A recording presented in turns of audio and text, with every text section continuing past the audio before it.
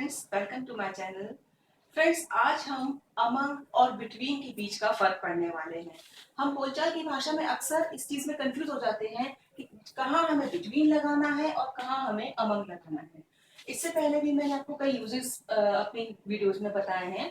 आपने मेरे channel subscribe कर रखा है तो आपने वो वीडियो जरूर देखे होंगे जिसमें मैं डिफरेंट यूजेस आपको बताए हैं।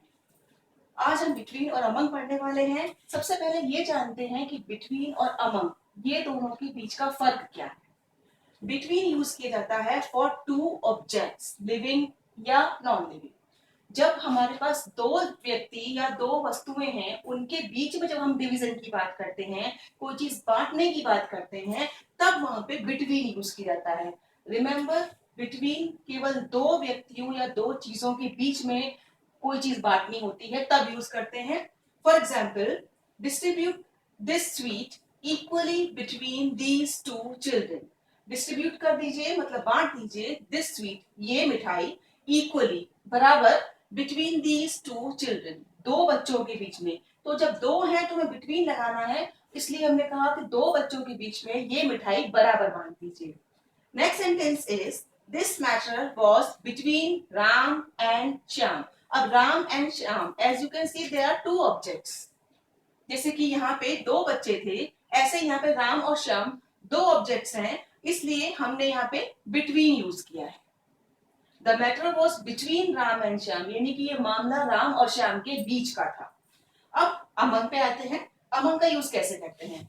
फॉर टू और मोर देन टू ऑब्जेक्ट्स, या तो दो से ज्यादा या दो से ज्यादा, यानी एक्चुअली जब दो से ज्यादा ऑब्जेक्ट्स होते हैं हम इसको ऐसे समझते हैं कि for more than two objects. सीधे सीधे जब दो है तो हमने बिटवीन लगाया, और जब मोर देन टू है तो हमने अमंग लगाया। Examples, distribute these mangoes among these children. अब यहाँ दीज लिखा हुआ है तो हमें ये कंफर्म नहीं है कि बच्चे कितने हैं, इसलिए हमने यहाँ पे अमंग का यूज किया। तो इन इन मैंगोज को इन बच्चों में बांट दीजिए। अब ये नहीं पता बच्चे कितने हैं तो हम उसको एक से ज्यादा लेके चल रहे हैं, इसलिए दो से ज्यादा लेके चलते हैं, इसलिए हम उसको अमंग लिख रहे हैं। They were quarreling among themselves। अब यहाँ पे भी दो से ज्यादा है ये मान के चले हैं हम, इसलिए क्योंकि संख्या कहीं क्लियर नहीं दे रखी है, दो के नाम नहीं है, ये क्लियर नहीं है कि ऑब्जेक्ट्स दो ही हैं, इसलिए they were quarreling among themselves, वो लोग आपस में लड़ रहे थे। अब मैं एक ही एग्जाम्पल के थ्रू आपको बिटवीन और अमंग दोनों का फर्क समझाती हूँ। He had two sons, किसी भी व्यक्ति की बात हो रही है। He had two sons, उसके दो बेटे थे।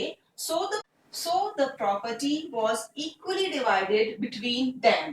उसके दो बेटे थे, इसलिए प्रॉपर्टी को बराबर, इक्वली डिवाइडेड यानी बांट दिया गया, बिटवीन them, क्योंकि दो थे इसलिए बिटवीन का यूज हुआ है।